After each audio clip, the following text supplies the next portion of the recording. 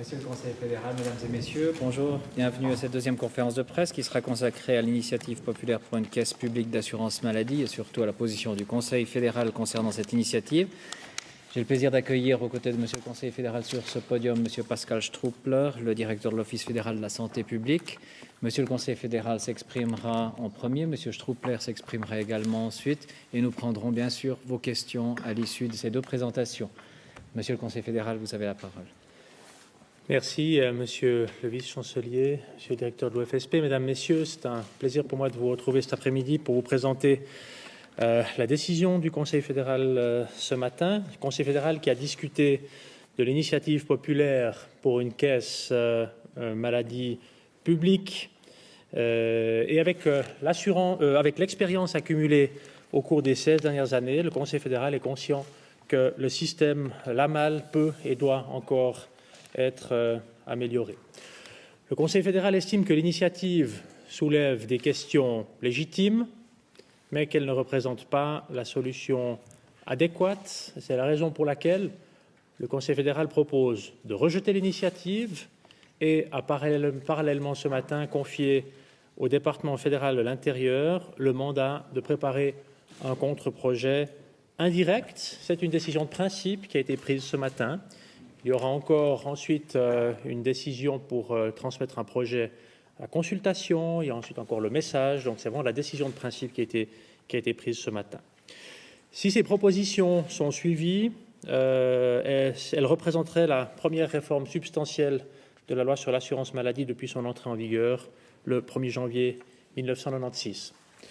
L'initiative sur la caisse publique, déposée le 23 mai dernier, vise à retirer la mise en œuvre de l'assurance maladie aux 62 assureurs actuels pour transférer cette responsabilité à une caisse publique unique. Cette caisse serait conduite par des organes composés de représentants de la Confédération, des cantons, des assurés et des fournisseurs de soins. Cette caisse devrait mettre en place ou mettre sur pied des agences cantonales ou régionales qui seraient chargées de la fixation des primes, de leur encaissement et du paiement des prestations.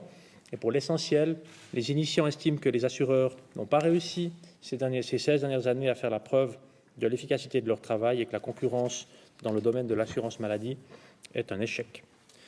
Der Bundesrat ist der Ansicht, dass mit der Initiative die Kosten des Gesundheitswesens nicht gesenkt werden. Überhaupt beinhaltet die Initiative keine einzige konkrete kostensenkende Maßnahme.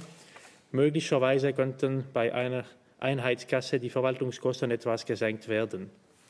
Doch die Verwaltungskosten betragen bloß 5% der Prämieneinnahmen und deshalb ist der Bundesrat der Meinung, dass bei den Leistungen angesetzt werden muss, um die Kosten einzudämmen. Dieser Bereich macht 95% der Kosten aus. Der Bundesrat bezweifelt, dass die Organisationsstruktur, welche die Initiative vorschlägt, die Probleme beim Krankenversicherungssystem löst, die sie kritisiert. Die Initiative sieht eine öffentlich-rechtliche Organisation vor, die von Vertretern der Kantone, der Versicherer und der Leistungserbringer geleitet wird. Doch diese Gruppierungen haben alle beträchtliche finanzielle Interessen, die sie verteidigen. Die Kantone besitzen die Spitäler. Die Spitäler sind die teuersten Leistungserbringer innerhalb der Krankenpflegeversicherung. Im ambulanten Bereich finanziert die Krankenpflegeversicherung die Leistungserbringer zu einem großen Teil. Und es ist kaum vorstellbar, dass sie mit Tarifreduktionen oder Leistungskürzungen einverstanden wären. Solche Interessenskonflikte sind nicht haltbar und sie hindern eine so organisierte Einheitskasse daran, die schwierige Rolle der Krankenversicherer zu spielen. Sie sollen alles dafür tun, um die Kosten einzudämmen. Die dafür nötige Unabhängigkeit würde vor allem dann fehlen, wenn Tarife mit den Leistungserbringern ausgehandelt oder die Prämien festgelegt werden. Dazu kommen neue Kosten, mit den heutigen Verwaltungskosten vergleichbar, für die vorgesehene Einrichtung von regionalen oder kantonalen Agenturen. Es ist mit 26 kantonalen Institutionen zu rechnen. Le Conseil fédéral est d'avis, Mesdames et Messieurs, que le modèle actuel, qui repose sur une concurrence régulée, a fait ses preuves, mais qu'il nécessite des améliorations. Il a fait ses preuves parce que notre système ne connaît pas le contingentement des prestations, il ne connaît pas les files d'attente et surtout, il n'a pas un seul franc de dette. Même si elle est chère, l'assurance maladie est financièrement saine. L'augmentation des primes n'est en revanche pas un problème lié au système. Elle résulte en grande partie de l'augmentation des coûts et le changement de système proposé n'y changera rien. Dans ce domaine, le Conseil fédéral a déjà agi sur les questions de système en transmettant au Parlement en février dernier un projet de loi sur la surveillance de l'assurance maladie sociale. Le Parlement travaille sur ce projet actuellement. Et cette loi a pour objectif en particulier la protection des intérêts des assurés et aussi la garantie de la transparence de l'assurance maladie sociale et la solvabilité des caisses. Par contre, parmi les problèmes constatés auxquels le Conseil fédéral souhaite apporter une solution, il y a celui de la sélection des risques. Cela constitue le pendant non souhaitable de la concurrence et le Conseil fédéral souhaite y remédier en présentant un contre-projet. Et cet ensemble de mesures, à savoir la loi sur la surveillance d'un côté, le contre-projet maintenant avec des éléments pour la structure des caisses maladie doit permettre à notre système de s'améliorer encore. J'aimerais maintenant vous présenter, autant que possible dans les détails, le contre-projet sur lequel le Conseil fédéral a pris sa décision ce matin. Le contre-projet du Conseil fédéral doit mettre un terme à la sélection des risques entre les assureurs, tout en conservant le système actuel de mise en œuvre de l'assurance maladie par un grand nombre d'assureurs. Et pour y remédier à ce problème, il est nécessaire que les assurés apparaissent égaux indépendamment de leur âge, de leur sexe, de leur état de santé. Comme vous le savez, l'état de santé des assurés constitue le risque qui est à l'origine de la différence des coûts. Or, c'est la différence de coûts entre les personnes qui en fait des risques considérés comme bons ou mauvais, tandis que l'âge et le sexe ne sont que des indicateurs sur la réalisation possible du risque. Autrement dit, une personne malade coûte davantage qu'une personne en bonne santé. Une personne âgée est généralement plus souvent malade qu'une personne jeune. Et dans notre système d'assurance maladie, toute la communauté des assurés doit contribuer de la manière la plus égale possible au financement des coûts de ceux qui sont touchés dans leur santé. La modification proposée par le Conseil fédéral développe les trois axes suivants. Tout d'abord, la création d'une réassurance pour les très hauts coûts. Sehr hohen Kosten. Cette réassurance serait gérée par une institution indépendante et fonctionnerait de la manière suivante. Les assureurs sont tenus de verser à cette institution une prime par assuré, égale pour tous les assurés d'un canton, indépendamment de l'assurance maladie à laquelle les assurés sont affiliés.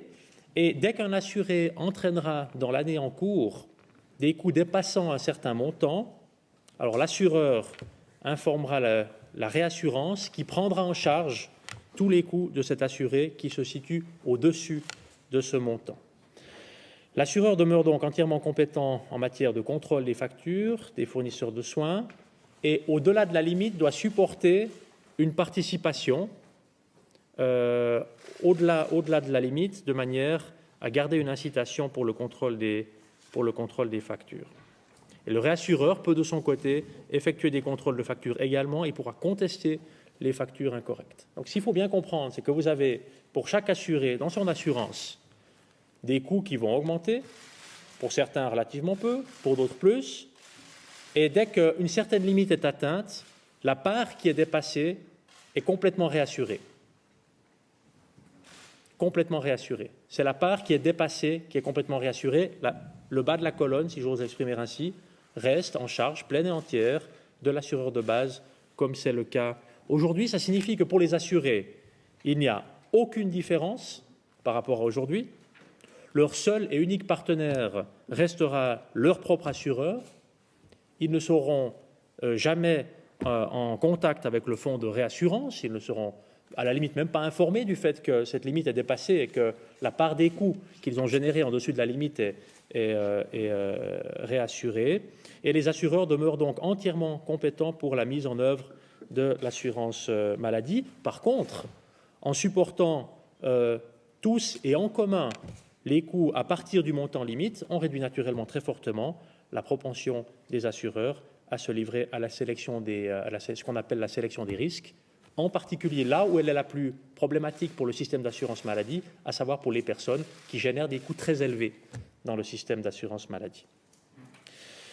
Cette tâche nouvelle de réassurance pourrait être confiée à une institution, ça pourrait être l'institution commune LAMAL, qui est déjà en charge de la compensation des risques et qui recevrait ainsi une nouvelle compétence sans qu'il soit nécessaire de créer une nouvelle structure. Nous avons là affaire à une institution qui a fait ses preuves et qui offre les garanties suffisantes pour l'exécution d'autres tâches, mais cet élément pourra encore être approfondi. Une des questions évidemment importantes, c'est de savoir à partir de quel niveau les coûts sont réassurés.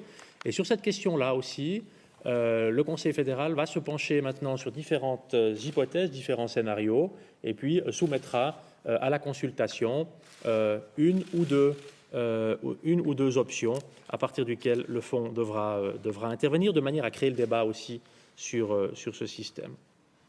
La conséquence visible, il y a quand même des conséquences visibles évidemment pour les assurés.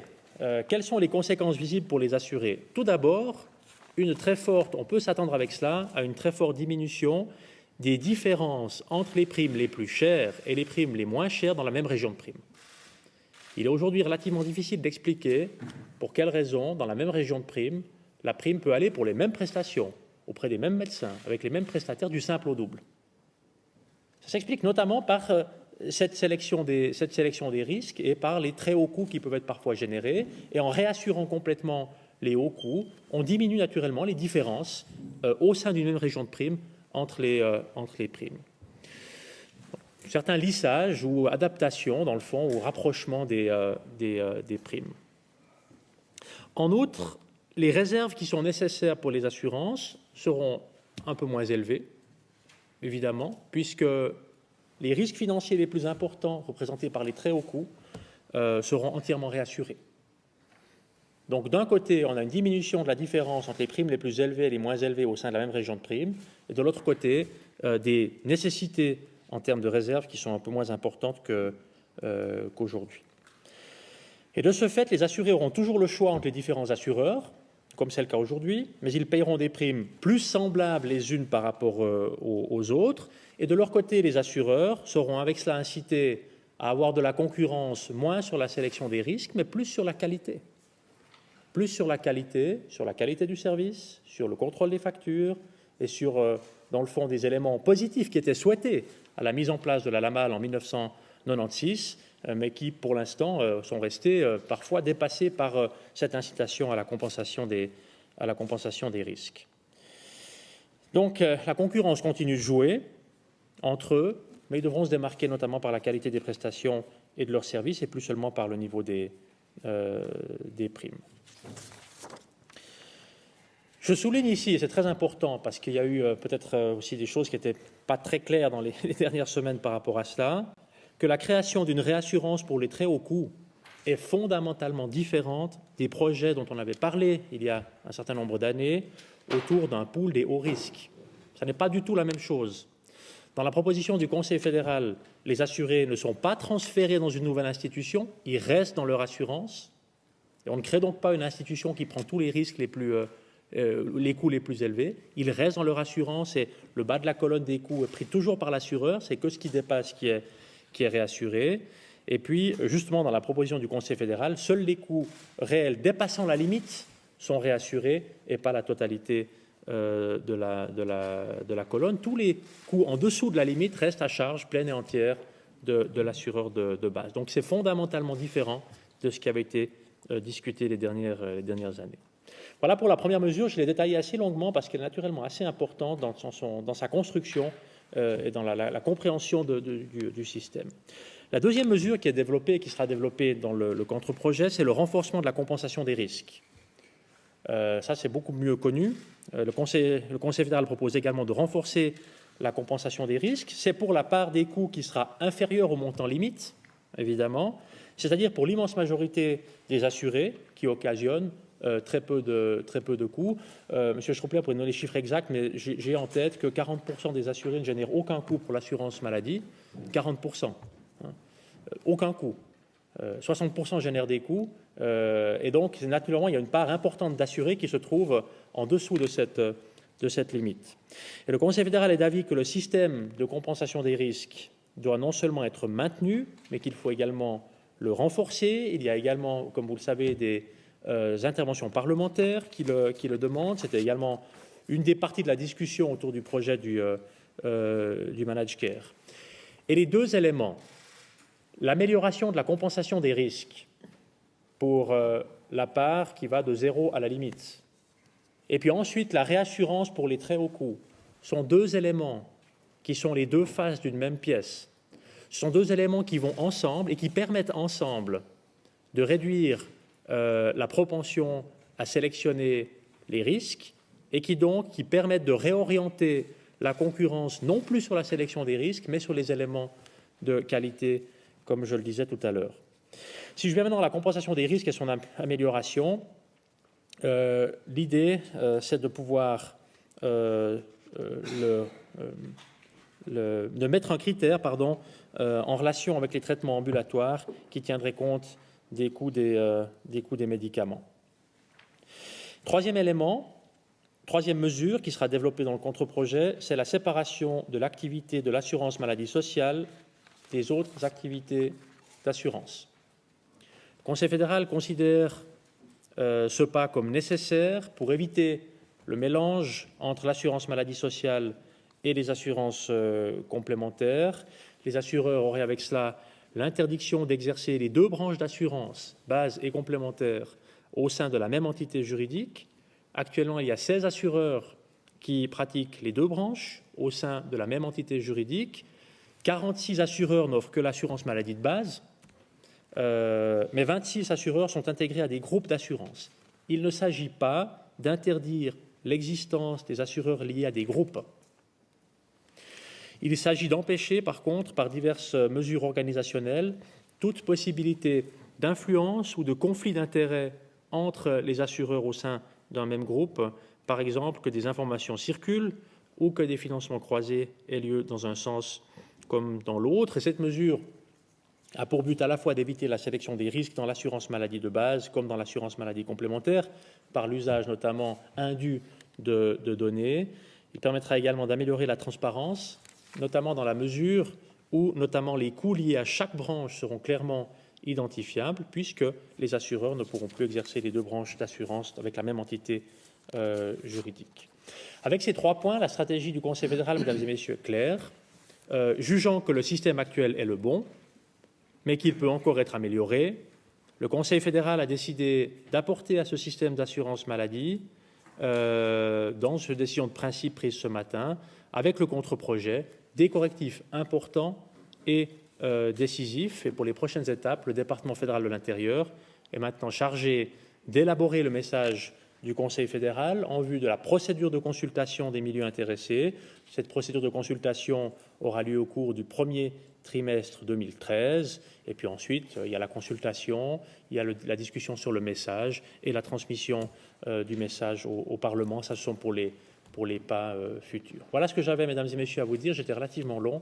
Merci de votre patience, mais je souhaitais avoir l'occasion de bien vous expliquer quels sont les éléments qui composent, dans la décision de principe prise ce matin, qui pourrait composer le contre-projet indirect que le Conseil fédéral souhaite apporter à l'initiative sur une caisse maladie publique, initiative qu'il propose de rejeter. Merci, Monsieur le Conseiller fédéral. Monsieur Struppler, je vous en prie.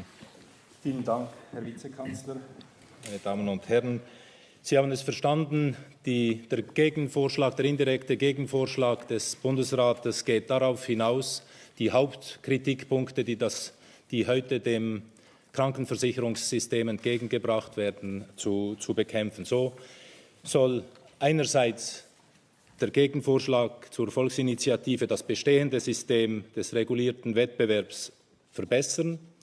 Der Gegenvorschlag soll aber auch Elemente enthalten, die dem Problem der Risikoselektion als Hauptproblem entgegentreten. In der obligatorischen Krankenpflegeversicherung wird die Höhe der Prämien unabhängig von Alter und Geschlecht, aber auch unabhängig vom Gesundheitszustand des Versicherten festgelegt. Je nach Gesundheitszustand stellen die Versicherten für die Kassen aber gute oder eben schlechte Risiken dar. Dies ist präzise der Grund, weshalb die Risikoselektion betrieben wird. Es ist die Suche nach guten Risiken, sprich nach möglichst gesunden Versicherten, deren Kosten weniger hoch sind als die Prämien, die sie bezahlen. Um diese Risikoselektion einzudämmen, gibt es den Risikoausgleich, der nach gewissen Kriterien diese Risikounterschiede zwischen den Versicherern ausgleicht. Auch wenn der Risikoausgleich noch weiter verfeinert wird, und ich komme darauf noch zu sprechen, wird, wie es der Bundesrat im präsentierten Gegenvorschlag vorsieht, so wird er nie den angestrebten Ausgleich voll schaffen können. Genau deshalb beabsichtigt der Bundesrat im Rahmen des Gegenentwurfs zur Initiative eine obligatorische und einheitliche Rückversicherung für sehr hohe Kosten einzuführen. Sie soll die Wirkung des Risikoausgleichs verstärken. Die Versicherer zahlen für diese Rückversicherung pro versicherte Person in einem Kanton eine Prämie, die unabhängig ist von der Kasse, bei der die Person versichert ist. Falls die Kosten eines Versicherten die noch zu bestimmende Schwelle überschreiten, übernimmt die Rückversicherung die Kosten. Der Krankenversicherung trägt aber neben den Kosten bis zur Schwelle auch einen noch zu bestimmenden Anteil, der prozentualen Anteil der Kosten oberhalb dieser erwähnten Schwelle. Die Krankenkasse bleibt weiterhin alleine verantwortlich für die Kontrolle der Rechnungen der Leistungserbringer. Die Kasse hat gewisse Anreize, 2 Anreize, die Kosten trotz diesem neuen System genau zu kontrollieren. Erstens, weil sie die Kosten unterhalb der Schwelle trägt und einen gewissen noch zu bestimmenden Prozentsatz oberhalb dieser Schwelle. Und zweitens, weil vorgesehen ist, dass die Rückversicherung von einer Institution geführt wird, die den Versicherern gehört. Es ist denkbar, dass die Rückversicherung bei der gemeinsamen Einrichtung KVG angesiedelt werden kann. Sie nimmt heute schon verschiedene Aufgaben wahr für die Krankenversicherung. Der Stiftungsrat ist aus Kassenvertretern zusammengesetzt. Sie ist eigentlich die Institution, die den Risikoausgleich heute betreibt. Wichtig und zu unterstreichen ist, dass sich daraus für den Versicherten keine Änderung ergibt. Ihr alleiniger Partner bleibt Ihre Krankenkasse, die auch weiterhin vollständig für die Umsetzung der Krankenpflegeversicherung verantwortlich ist. Dies ist denn auch ein wesentlicher Unterschied zum vor etwas mehr als 10 Jahren diskutierten Vorschlag eines Hochrisikopools. Ein weiterer Unterschied liegt darin, dass bei der vorgeschlagenen Rückversicherung nur der Kostenanteil oberhalb einer bestimmten Schwelle rückversichert ist. Da die Rückversicherung für sehr hohe Kosten nur die hohen Kosten der einzelnen Fälle abdeckt, braucht es weiterhin einen Risikoausgleich. Um den Anreiz zur Risikoselektion noch stärker zu vermindern, sieht der Gegenvorschlag eine weitere Verfeinerung dieses Risikoausgleichs vor. Zurzeit haben wir 3 Kriterien: das Alter, das Geschlecht und der Spitalaufenthalt von mehr als 3 Nächten im Vorjahr. Sie sehen, neben den generellen Kriterien Alter und Geschlecht gibt es nur ein Kriterium für stationäre Leistungen.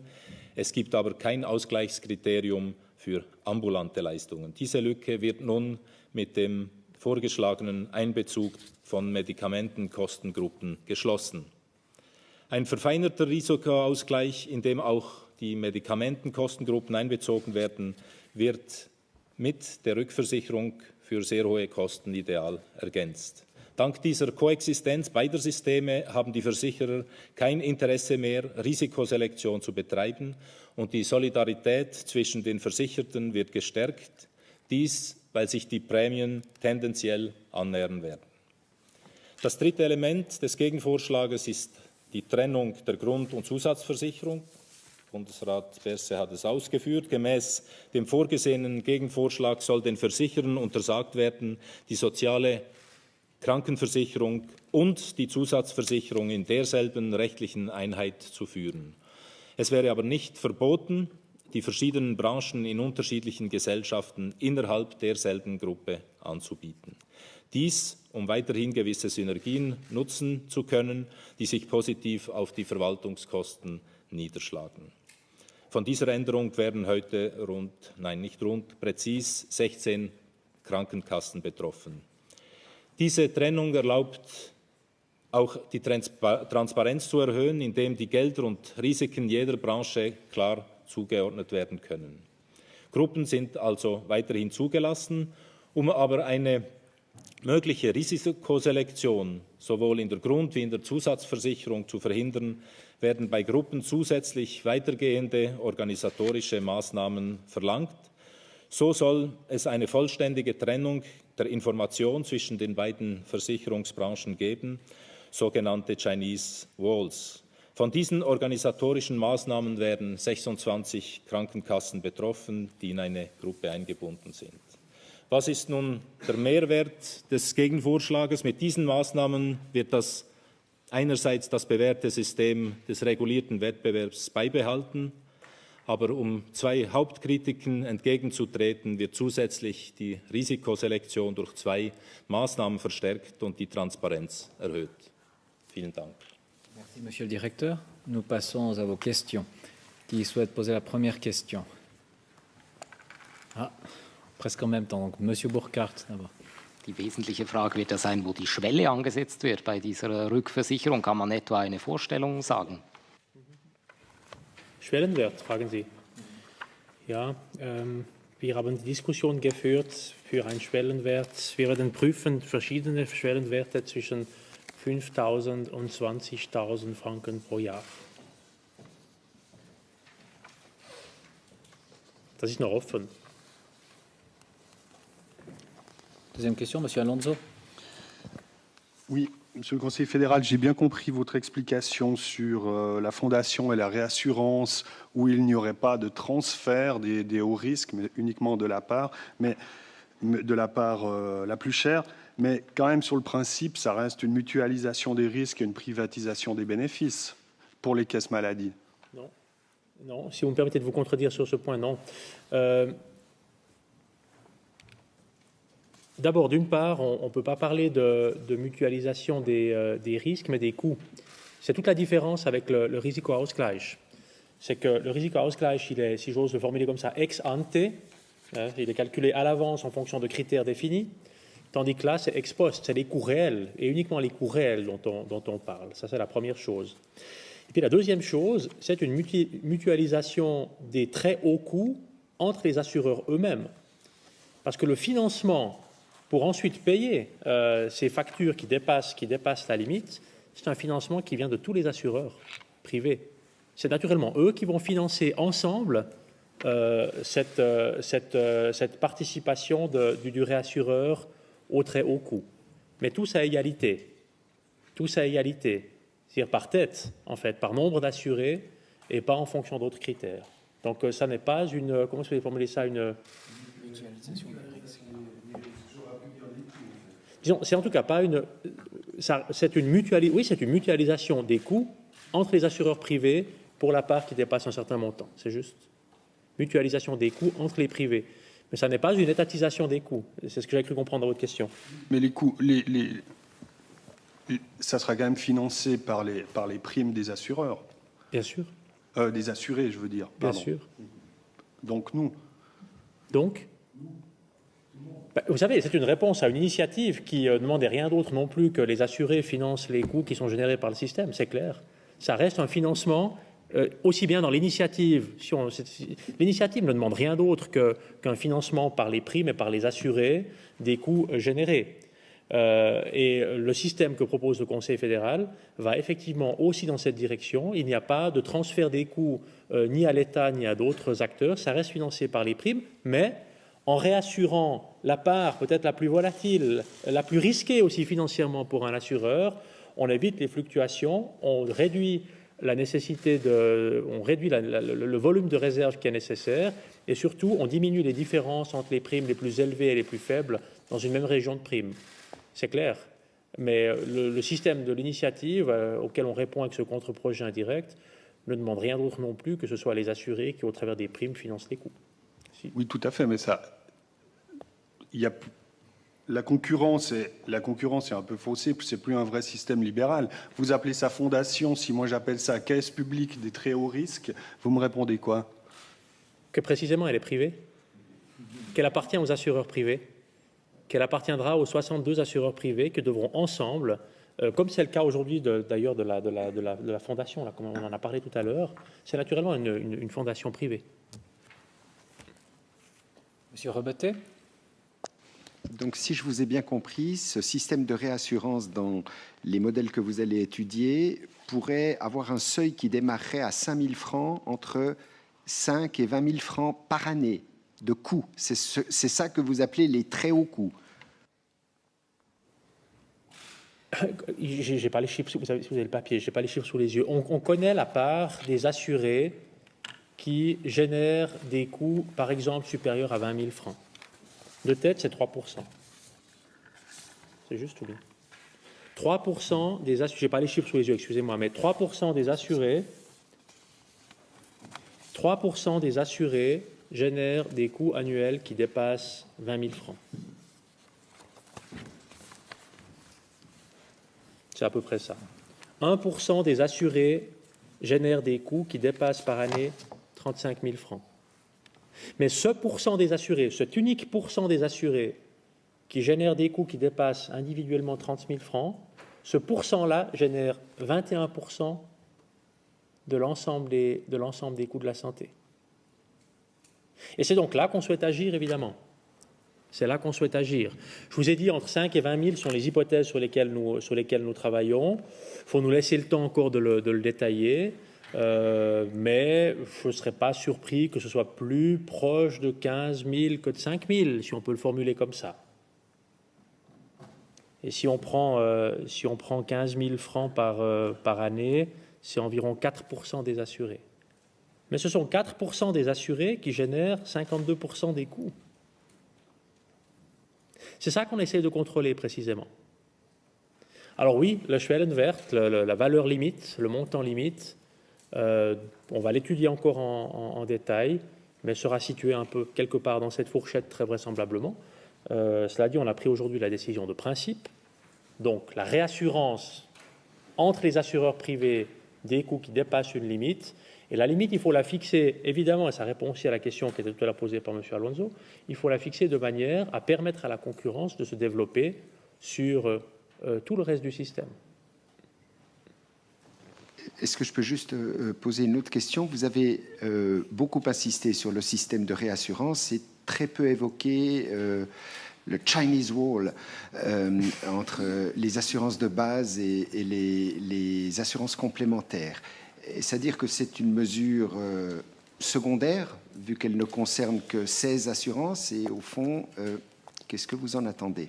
Non, certainement pas une mesure secondaire. Je crois que les trois mesures sont à prendre vraiment à égalité. Elles forment un ensemble, avec un lien en plus particulier entre la compensation des risques et la réassurance pour les hauts coûts, parce que comme je le disais tout à l'heure, ce sont les deux faces d'une même pièce. Je me suis beaucoup concentré sur la réassurance des hauts coûts, parce que ça, c'est quelque chose de nouveau. C'est un élément, il y a déjà eu des discussions à ce sujet, mais c'est un élément relativement nouveau. Les autres, affinage du risiko, de la compensation des risques, et puis la séparation des assureurs privés pour la base, et pour les complémentaires, sont des choses qui sont beaucoup plus connues. Qu'est-ce qu'on en attend maintenant? Une partie a déjà été travaillée ou réalisée par le Conseil fédéral avec la loi sur la surveillance des assurances. Il s'agissait alors d'éviter le financement croisé, d'éviter le financement qui passe d'une assurance à une autre au sein d'un même groupe ou d'une même entité. Et ça, avec la loi sur la surveillance, on a fait, je crois, un pas important là. Avec ce deuxième pas, on souhaite éviter le transfert d'informations. Le transfert d'informations entre les bases et les complémentaires qui concernent les assurés, et un transfert d'informations qui peut naturellement conduire à l'utilisation de ces informations de manière indue pour sélectionner ou pour faire toute une série de choses. L'assurance maladie sociale, la base, doit fonctionner pour elle-même. Il est possible pour des groupes d'assurance d'avoir les deux, mais il y a l'exigence assez stricte, très stricte, de séparation entre les deux pour éviter les transmissions d'informations. Il faut quand même voir que les assureurs maladie travaillent avec des données qui sont extrêmement sensibles. Et ça a souvent fait partie du débat politique de se demander quelles étaient les conditions dans lesquelles, ou comment est-ce qu'on pouvait garantir la sécurité de ces données. Donc ce n'est pas une mesure moins importante, vraiment pas. Je l'ai moins détaillée parce qu'elle est, je dirais, plus connue. On en a déjà plus parlé que de la réassurance. Madame Pestalozzi. Ja, nur noch eine präzisere Verständnisfrage zu diesem Schwellenwert. Also kann man davon ausgehen, je tiefer der Schwellenwert sein wird, das sagen wir bei 9, 10, 11, 12.000, je höher werden die Prämien ansteigen für die Versicherten? Wieder einmal die Frage. Nein, ich glaube nicht. Also Sie fragen, ob die Niveau des Schwellenwerts hat einen Einfluss auf die Entwicklung der Prämien. Ja, auf den Prämienanteil, weil ich mir vorstelle, wenn der Schwellenwert tiefer ist, muss mehr in diesem Topf sein und das kommt ja wiederum von den Prämienzahlern. Oder ist das falsch? Non, darf ich auf Französisch antworten? Das ist ziemlich technisch. Non, ça ne fait aucune différence. Parce que l'évolution globale des primes dépend de l'évolution globale des coûts. Plus après les coûts de gestion, d'administration et puis les réserves. Et en réassurant les hauts coûts, on ne fait rien d'autre que de fixer pour chaque assureur par région de prime, en fonction du calcul qu'on peut faire sur l'année précédente, le montant que chaque assureur devra verser à son fonds de réassurance. Et puis pour le reste, il finance ses propres factures.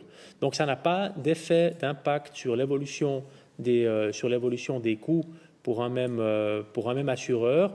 Ça va simplement diminuer un peu le risque qu'il y a à avoir des sauts plus importants parce qu'il y a tout à coup des risques qui sont considérés comme plus importants dans une assurance. Ça garantit une meilleure sécurité pour les caisses parce qu'elles ont moins de risques liés à des très hauts coûts, puisque les très hauts coûts seront mutualisés entre l'ensemble des assureurs et plus pris en compte par chaque assureur. J'espère avoir répondu à votre question. Madame Novak. Gibt es Schätzungen darüber, wie stark jetzt, also das soll ja die Transparenz erhöhen, quasi ein gerechteres System jetzt zwischen den einzelnen Krankenkassen herbringen, aber gibt es Schätzungen, wie stark die Verwaltungskosten dadurch steigen werden? Weil einfacher wird es ja nicht, das System. Pardon? Einfacher wird das System mit diesen Neuerungen nicht. Es wird verfeinerter, das heißt komplizierter letztlich. Bon, les coûts d'administration aujourd'hui sont répartis entre 62 assureurs, mais il y a aussi les coûts pour le j'oublie toujours le nom de ce truc, pardon. Voilà, pour la caisse qui existe déjà, qui s'occupe déjà de compensation des risques. Alors, ça va en tout cas pas diminuer le nombre de contrôles de factures. Ça va peut-être même plutôt garantir que pour les très hauts coûts, les factures puissent dans certains cas également être encore contrôlées par le réassureur. Mais c'est précisément dans un domaine où c'est peut-être pas inutile parfois d'avoir encore un contrôle complémentaire qui sera effectué. Parce que comme je vous l'ai dit, 1% des assurés génèrent 21% de la totalité des coûts à charge de l'assurance maladie, 5% génèrent plus de la moitié. Le 5% des gens qui ont des prestations qui dépassent 12 000 francs par année génèrent à eux seuls plus de la moitié des coûts à charge de l'assurance de base. Et donc là, évidemment, il y a aussi auprès du réassureur la possibilité d'avoir un contrôle des factures, mais un peu dans le même ordre que ce qu'on a aujourd'hui. Je ne crois pas beaucoup plus. Ça ne va pas simplifier le système, je suis d'accord avec vous. Ça ne va pas non plus, par contre, le compliquer, mais ça va permettre pour les assurés d'avoir des primes plus élevées et plus faibles dans la même région de primes où il y a moins d'évolution, et ça permet aussi pour les assureurs de moins avoir de dangers liés à des très hauts coûts ou à des risques liés à des très hauts coûts sur le plan financier. Madame Bella. On comprend bien qu'en termes de fair play, ça devrait améliorer la chose pour les assurés, mais en termes d'efficacité, finalement, qu'est-ce que vous attendez de ce contre-projet? La caisse publique, elle visait aussi, ou elle vise à freiner la hausse des coûts. Vous attendez quoi de ce contre-projet? Je ne crois pas que que l'initiative pour une caisse publique vise à limiter la hausse des coûts. D'ailleurs, je n'ai pas entendu les initiants le dire non plus beaucoup. Hein.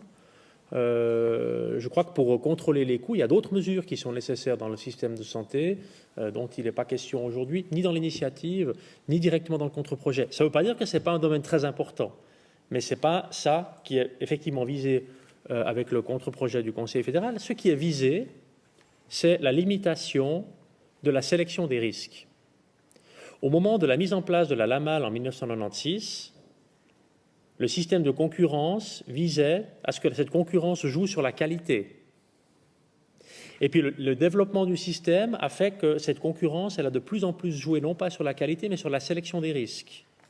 Et la question qui se pose aujourd'hui, c'est comment est-ce qu'on fait pour faire revenir ou essayer de faire revenir la concurrence à une concurrence qui se joue sur la qualité des prestations et pas prioritairement sur la compensation, sur la sélection des risques. Risiko-selection.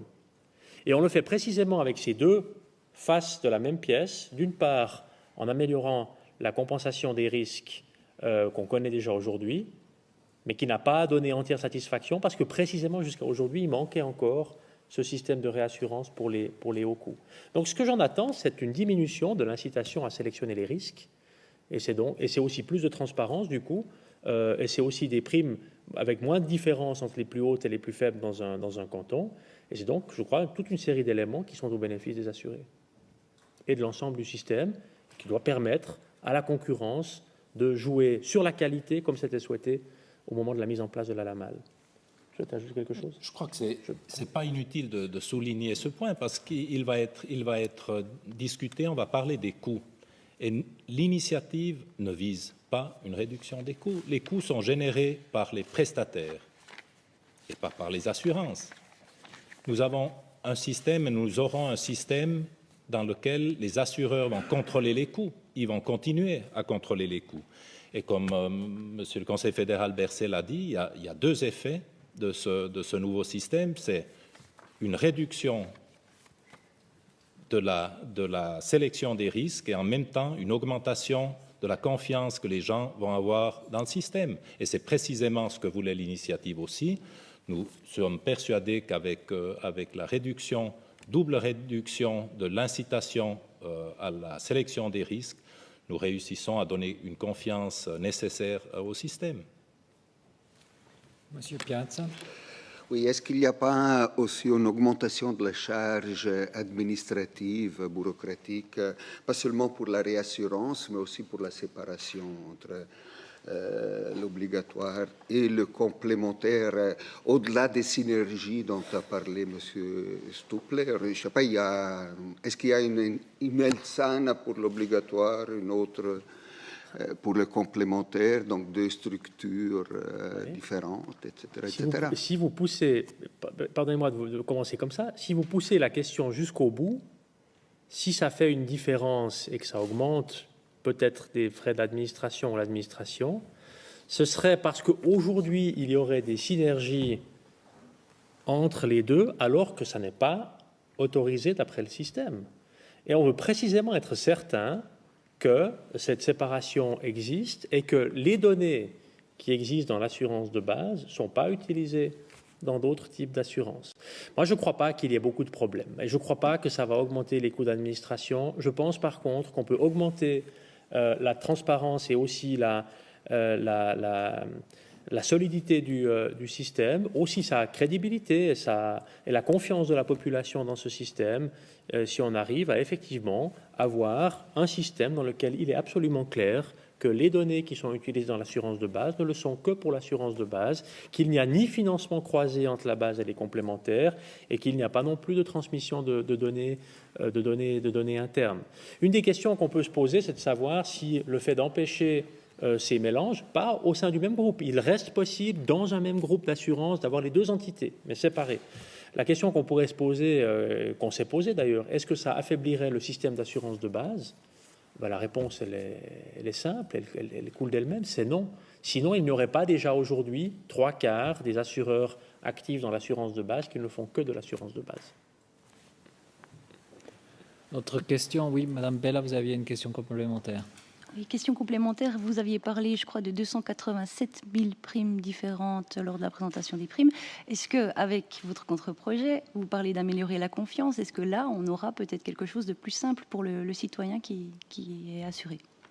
Alors, on a, vous savez, oui, vous le savez évidemment, la santé, c'est un domaine avec des lieux où agir, où mener des réflexions, où faire des propositions qui sont extrêmement variées. Et c'est vrai, j'avais mentionné au moment de l'annonce des primes maladie pour 2013, j'avais mentionné que ce processus conduit chaque année l'Office fédéral de la santé publique à adopter 287 000 types de primes différentes. C'est la complexité du système, c'est le nombre de régions de primes, c'est les différents modèles qui existent avec les âges, pour les enfants, pour les adultes. Tout ça conduit, avec les modèles qui existent, à 287 000. Il faut, je crois, engager aussi une fois la discussion sur la simplification du système de ce côté-là. Ce n'est pas quelque chose qui sera atteint avec ce projet. Ça fait partie d'autres éléments de réflexion qui sont en cours au sein du département, mais qui ne font pas partie du contre-projet du Conseil fédéral, du contre-projet indirect du Conseil fédéral pour la Caisse Maladie Publique, l'initiative populaire. Monsieur Burkhardt. Was ich immer noch nicht verstehe, bei der Managed Care-Vorlage war ja Steuerung der Kosten, vor allem bei den Fällen mit hohen Kosten, das Ziel. Und jetzt kommen Sie mit einer Vorlage, wo man weiß, bei hohen Kosten ist alles einfach versichert. Da gibt es überhaupt keinen Anreiz mehr, Kosten in den Griff zu bekommen oder zu steuern. Alle wissen, es ist versichert. Die sind auch heute, alle die hohen Kosten sind auch heute alle versichert. Die sind alle versichert sowieso. Zum Glück, das gehört auch zu unserem System, dass es so ist. Pour contrôler les coûts, il y a d'autres mesures qui sont nécessaires. Vous savez que je me suis beaucoup engagé pour le managed care. Pour cette raison-là, c'est que le managed care nous donnait une occasion d'avoir un certain contrôle de la qualité des prestations dans le domaine ambulatoire en particulier. Et aujourd'hui, avec la fin de la clause du besoin pour les installations de nouveaux médecins et avec le non-managed care, on a simplement un pilotage qui n'existe plus démocratiquement ou politiquement, qui n'existe plus dans le domaine ambulatoire. C'est un autre débat qu'il faut aussi mener, qu'on est aussi en train de mener. Les deux sont nécessaires, évidemment. Aujourd'hui, dans le système que nous avons, les hauts coûts sont tous assurés. Il n'y a aucun assuré aujourd'hui auquel une assurance va dire, écoutez, voilà, vous commencez vraiment à coûter trop cher. Donc, ja, aber die Kassen zahlen es ja selber aus dem eigenen Topf. Und in Zukunft werden Sie wissen, ich habe irgendwo eine Versicherung und die übernimmt das dann. Oui, mais c'est pour ça que le Schwellenwert est assez important. Et c'est pour ça qu'il ne faut pas le placer trop bas. Pour garder l'incitation pour les assureurs d'éviter l'apparition, là où c'est possible, de maladies chroniques, d'investir notamment aussi dans la prévention. Et c'est précisément aussi la raison pour laquelle, pour la part des coûts qui dépassent la limite, l'assureur continue à payer 10 ou 20% des coûts. Il continue à participer aux coûts qui augmentent, précisément pour garder une incitation à la fois à l'investissement dans la prévention et aussi un intérêt pour le contrôle des factures, ce qui est naturellement extrêmement important et qui est une des tâches essentielles des assureurs. D'autres questions encore. Monsieur Rebetet. Vous avez dit que si cette révision passait, ce serait la plus importante révision depuis la création de la LAMAL en 1996. Sauf erreur, vous n'êtes pas le premier à vouloir une modification importante de la LAMAL. D'autres s'y sont essayés et ont échoué. Alors, est-ce que ce n'est pas finalement votre proposition, surtout une tactique ou une aimable proposition comme ça pour contrer une initiative, plutôt que vraiment un projet destiné à réformer substantiellement cette loi? Ce n'est pas une aimable proposition, c'est le projet du Conseil fédéral. Et le rôle d'un gouvernement, c'est au moment où il identifie, dans un système pour lequel il a une responsabilité, dans lequel il identifie des difficultés ou des problèmes, après maintenant 16 années de fonctionnement, le rôle d'un gouvernement, c'est d'identifier les problèmes, d'expliquer ce qu'il a trouvé et de proposer des corrections ou des améliorations.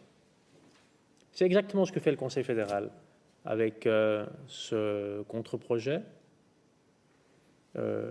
Et c'est de toute façon quelque chose qui aurait dû être fait indépendamment du fait qu'il y ait une initiative ou pas. Ce n'est pas la question. Il faut se poser la question une fois qu'on a trouvé des difficultés ou qu'on a identifié des problèmes. Et la sélection des risques est évidemment un problème.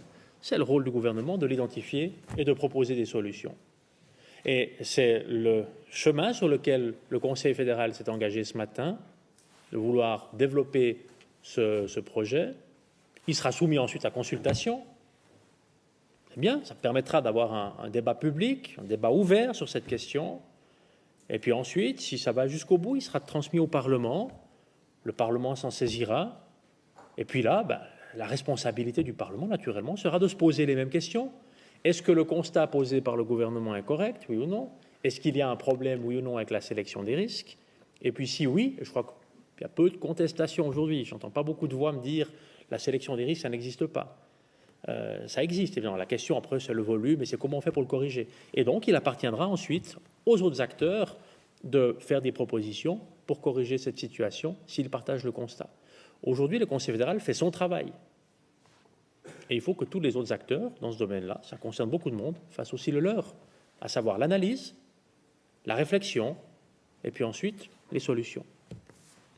Donc non, ça n'est pas, pour répondre directement à votre question, il ne s'agit pas comme ça d'un projet en l'air. C'est un projet du Conseil fédéral qui souhaite développer cette réflexion et qui amène des solutions, des propositions de solutions sur 3 points qui sont essentiels pour la poursuite du système de concurrence dans l'assurance maladie sociale et qui sont essentiels pour que ce système puisse continuer à se développer et avoir la confiance de la population. Merci. Nous avons répondu longuement aux questions. Est-ce qu'il y aurait, mais on est encore prêt à répondre s'il y a encore une question qui reste en suspens. Y a-t-il une question encore, une dernière question? Si ce n'est pas le cas, nous concluons ici. Je vous laisse la possibilité de passer aux interviews bilatérales et vous souhaite une excellente après-midi.